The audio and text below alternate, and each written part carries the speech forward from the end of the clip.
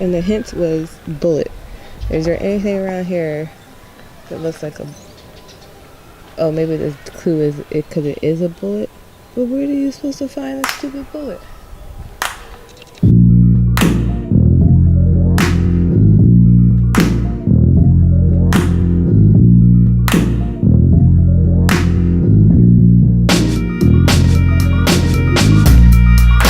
Welcome to another weekend here in Tokyo. It's actually kind of fall out right now. It's about noon, but it's still pretty quiet.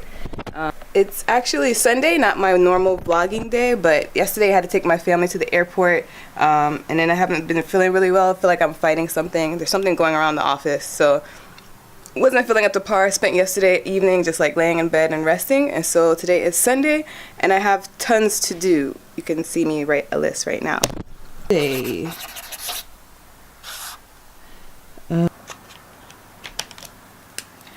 First, I want to go for a walk / geocache.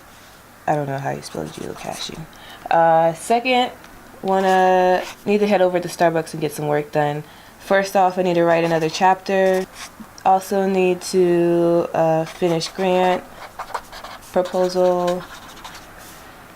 Schedule time to write recommendations.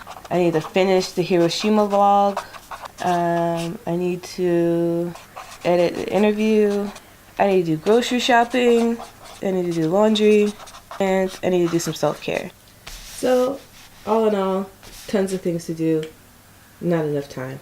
First on the list is to go for a walk / geocaching.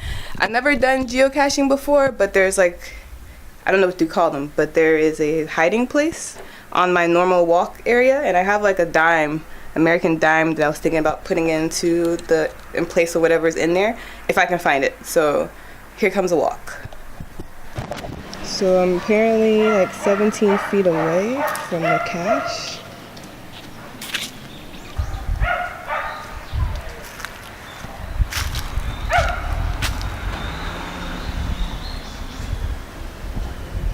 $19 feet away. So I think it's across the street. So I've been looking everywhere for this thing and I can't find it, but I looked at some of the pictures and it's like some super tiny itsy bitsy thing. Like it's the size, it's like that tiny. How am I supposed to find that in all of this? And then I found like this thing, but there's nothing inside of it. And then I found another one over here, but I don't think that's it either. So I don't know where the heck this thing could be. Really giving up, can't find it. Maybe next time. And done. About to head to Starbucks to get some more things on the list done. Got like maybe 4 or 5 things I can get done while at Starbucks.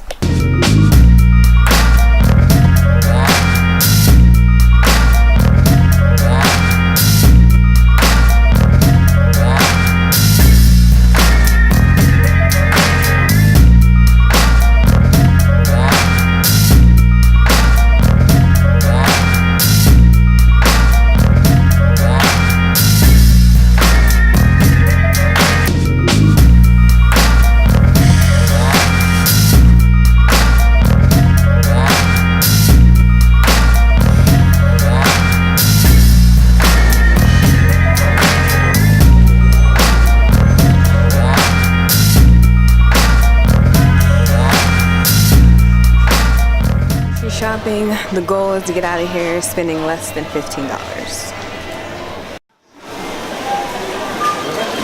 Success.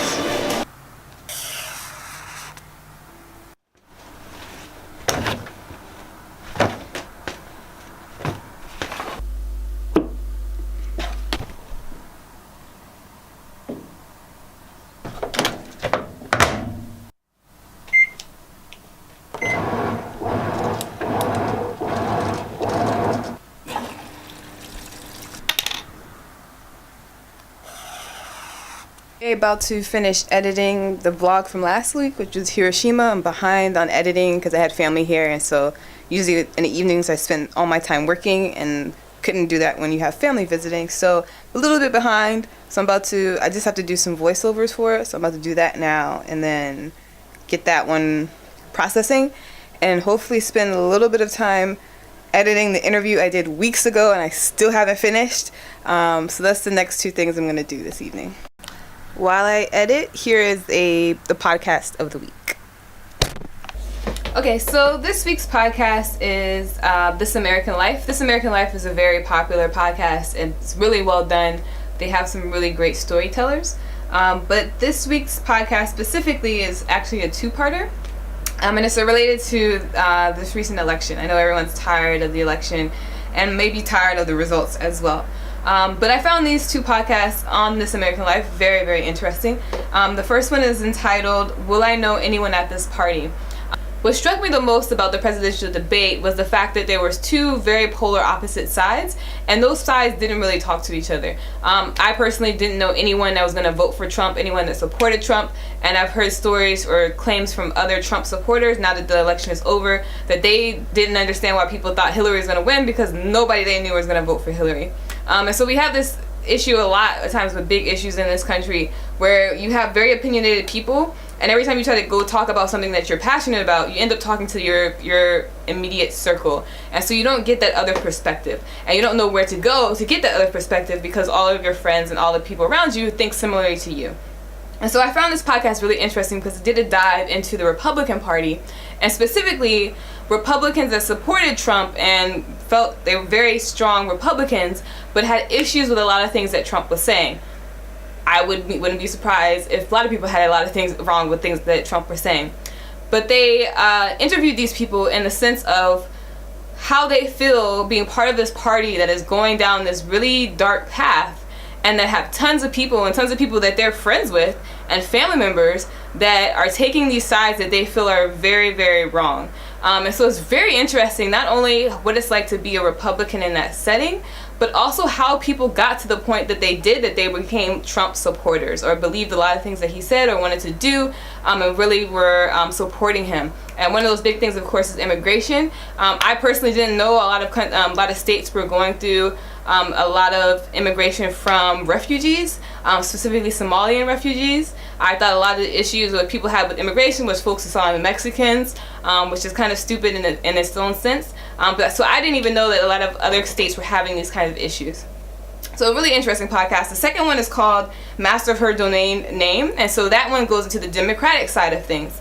And so specifically it talks about Hillary Clinton's past, of how she kind of sometimes kind of flips and flops on her opinion, and so depending on what kind of picture you want to paint of Hillary kind of depicts how you want to see what she's doing.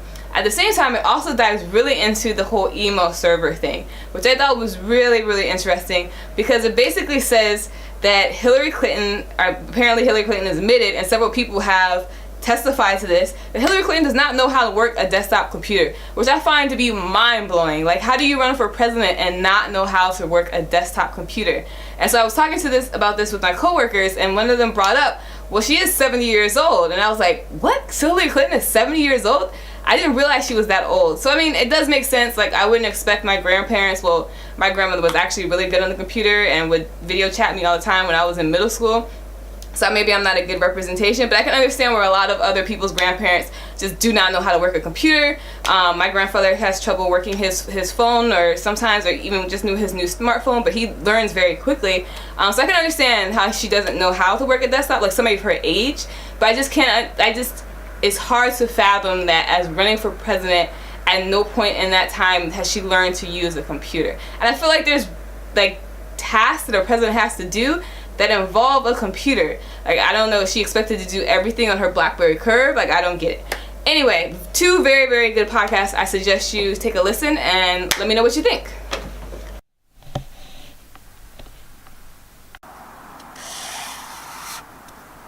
I think now I'm gonna work on washing my hair and doing some self-care before bedtime.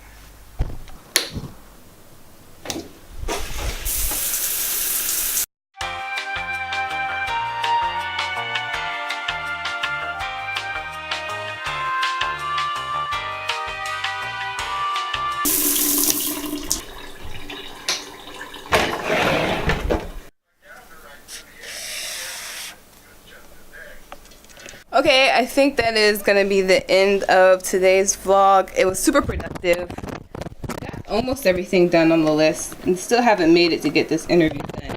But I've decided to, on Wednesday, I'm going to go back to Starbucks and sit there and edit it until it's edited and done. So it's going to get done this week. But anyway, as always, remember the important things, forget the rest.